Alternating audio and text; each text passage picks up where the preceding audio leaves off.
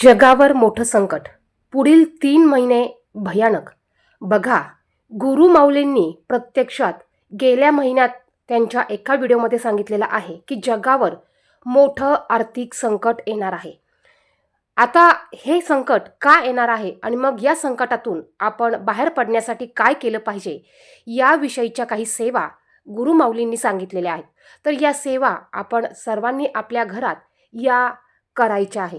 बघा, ह्या 3 महिन्यांमध्ये कुठलं आर्थिक संकट येणार आहे आणि कुठल्या सेवा केल्याने आपण त्यातून तारून निघणार आहोत याच विषयीची माहिती आपण पाहणार आहोत. माहिती अगदी थोडक्यात पाहणार आहोत, त्यामुळे व्हिडिओ कुठेही स्किप करू नका, संपूर्ण बघा. बघा, आपल्या सर्वांना माहिती आहेच, आपण बातम्यांना देखील न्यूज बघतो. सध्या इराण, अमेरिका यांमध्ये युद्ध चालू आहे आणि हे 3रं महायुद्ध आहे. थोडक्यात काय बघा, आपण जसं म्हणतो कलियुग येणार आहे, युद्ध चालू होणार आहे, तर बघा युद्धाला थोडक्यात सुरुवात झाली आहे असं समजा. आता हे युद्ध जरी भारतात नसलं तरी याची झळ आपल्याला भारतात देखील सहन करावी लागणार आहे. आता यामुळे काय काय गोष्टी होतील बघा, आपण बघतोच आहे, सोनं महाग झालं. काही दिवसांनी आपण ज्या रोजच्या वस्तू वापरतो त्या वस्तू देखील महाग होतील. मग आपला पगार वाढणार आहेत का? नाही. तर बघा, आपल्याला आर्थिक झळ यामुळे सोसावी लागणार आहे. आपल्याला लागणाऱ्या रोजच्या गरजेच्या वस्तू देखील आपल्याला काही दिवसांनी या महाग विकत घ्यावा लागणार आहे. यामुळे आपल्याला आर्थिक झळ बसू शकते. त्याचप्रमाणे आपल्याला आर्थिक झळ बसू नये, आपण या संकटातून तारून निघावं, आपल्याला कुठल्याही प्रकारची आर्थिक अडचण येऊ नये यासाठी आपण ज्या सेवा बघणार आहोत यापैकी आपल्याला शक्य झाल्यास आपण ह्या सर्व सेवा रोज करायच्या आहेत किंवा किमान यापैकी एक सेवा तरी आपल्याला ह्या 3 महिन्यात करायच्या आहे. बघा, आपल्या घरातील पुरुष असू द्या, महिला असू द्या, ज्याला शक्य होईल त्यांनी ह्या सेवा करा किंवा प्रत्येकाने एक एक सेवा ही वाटून घेऊन केली तर नक्कीच आपल्याला 100% आर्थिक संकटातून आपल्याला बाहेर जाण्याचा मार्ग मिळेल. आपल्या पाठीशी मोठा आशीर्वाद हा तयार होईल. आणि बघा, आपल्याला जर का असं वाटत असेल आपल्याला कुठलंही संकट येऊ नये, आपल्याला या युद्धाचं किंवा इतर गोष्टींची झळ आपल्या कुटुंबावर, आपल्या परिवारावर, आपल्या मुलाबाळांवर बसू नये यासाठी आपण आवर्जून शक्य होतील तेवढ्या ह्या सेवा करायच्या आहे. आता बघा, आता थोडक्यात सांगायचं झालं तर आपण डायरेक्ट सेवा कोणत्या करायच्या ते पाहूया. सर्वात महत्त्वाचं म्हणजे आपल्याला कुठलीही सेवा करणं शक्य झालं नाही तरी आपण श्री स्वामी समर्थ, श्री स्वामी समर्थ, श्री स्वामी समर्थ ही सेवा अखंड करू शकतो. तुम्हाला मासिक अडचण असेल, सुतक असेल, विटाळ असेल तरी देखील तुम्ही ही अखंड नाम जप सेवा ही करू शकतात. ही सेवा करण्यासाठी आपल्याला कशाचंच बंधन नाही. तुम्ही झोपताना, झोपलेले असताना, उठताना, सुतक असताना, विटाळ असताना, कामं करत असताना, जाता एकटा, उठता बसता तुम्ही अखंड नामजप करू शकतात. कारण नामजप करण्यात अतिशय मोठी शक्ती आणि ताकद आहे. तुम्हाला जेवढं शक्य होईल तेवढं तुम्ही नामस्मरण श्री स्वामी समर्थ या मंत्राचं करायचं आहे. आता दुसरं म्हणजे आपल्या गुरु माऊलींनी सांगितलेलं आहे की आता आपल्याला या संकटातून जर का तारून निघायचं असेल, आपल्याला जर का या संकटाची झळ बसावी असं जर का तुम्हाला वाटत असेल ना, तर तुम्ही 100 श्री स्वामी समर्थ, श्री स्वामी चरित्र सारामृत या ग्रंथाचे 100 पारायण तुम्हाला करायला सांगितलेले आहे. या 3 महिन्यात तुम्हाला 100 श्री स्वामी समर्थ स्वामी चरित्र सारामृत या ग्रंथाचे पारायण करायचे आहे किंवा तुम्ही 100 दिवसात 100 पारायण करायचे आहेत.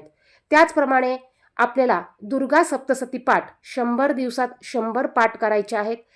श्री मल्हारी सप्तसती याची देखील आपल्याला 100 दिवसात 100 पाठ करायचे आहे. शक्य असेल तर महिलांनी दुर्गा सप्तसती पाठ करा, पुरुषांनी मल्हारी सप्तसतीचे पाठ करा किंवा घरात करणारे कोणी नसतील तर तुम्हाला ह्या 3 पैकी ज्या सेवा करणं शक्य असतील त्या तुम्ही नक्कीच करू शकतात. 100 दिवसात तुम्ही 100 स्वामी चरित्र सारामृत या ग्रंथाचे पाठ नक्कीच करू शकतात.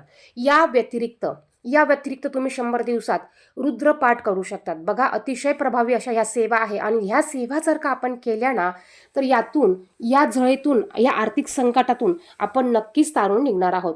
आपण केलेल्या सेवेचं पुण्य फळ आपल्या कुटुंबाला, संपूर्ण कुटुंबाला हे मिळणार आहे. त्याचप्रमाणे इतरांसाठी देखील आपण ह्या सेवा करायच्या आहे जेणेकरून त्यांचं देखील चांगलं हो आणि त्यांच्या मागोमाग आपलं देखील चांगलं हो.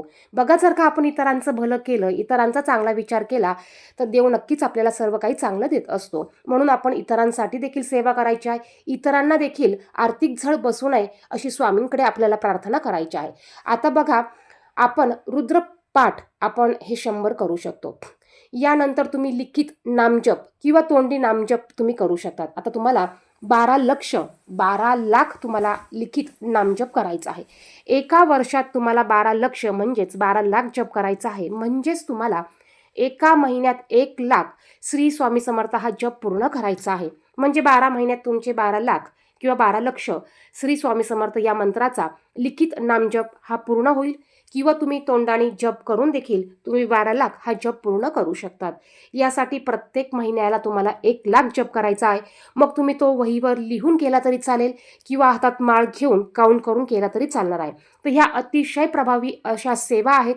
या सेवा आपल्याला आवर्जून करायच्या आहे. त्याचप्रमाणे आर्थिक झळ बसू नये म्हणजेच पैशाची झळ बसू नये यासाठी आपल्याला लक्ष्मीला प्रसन्न करण्यासाठी, माता लक्ष्मीला प्रसन्न ठेवण्यासाठी काही सेवा करायच्या आहे. आता माता लक्ष्मीला प्रसन्न करण्यासाठी मग तुम्ही 5-5, 10-10 हजाराच्या बाहेरून वस्तू आणून सेवा केली पाहिजे का? 5-5, 10-10 हजार रुपये घालूनच सेवा केली पाहिजे का? असं काही नाही. ज्यांच्याकडे पैसा नाही त्यांनी काय करायचं? मग अशा वेळेस तुम्ही घरातच तुमच्याकडे श्रीयंत्र असेल, श्रीयंत्र नसेल तर माता लक्ष्मीची मूर्ती असेल, तुम्हाला वेळोवेळी तुम्हाला त्यावर कुंकुमार्चन सेवाही करायची आहे. तुम्ही माता लक्ष्मीचा कुठलाही मंत्र घ्या, त्यावर तुम्हाला कुंकुमार्चन सेवा करायची आहे.